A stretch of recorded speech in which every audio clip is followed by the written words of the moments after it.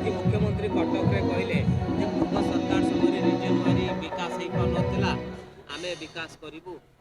दक्षिण ओडिशा पश्चिम ओडिशा उत्तर ओडिशा। यहाँ मुख्यमंत्री को मुहरे साधारणतंत्र दिवस दिन शोभा पाए जदि अन्य क्या शोभा पाथो मु जाने एवं 19 मास हो गला 1.5 वर्ष हो गला विकास करूँ करूँ विकास गोटे निरवच्छिन्न प्रक्रिया किंतु जो मानसिकतार सी हूँ कि माननीय मुख्यमंत्री हूँ कि अन्य मैंने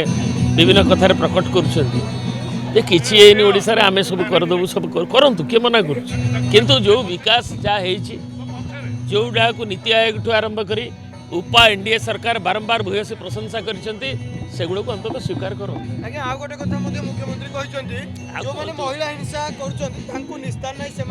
जेल जीवा थय बोली गोटे वार्ता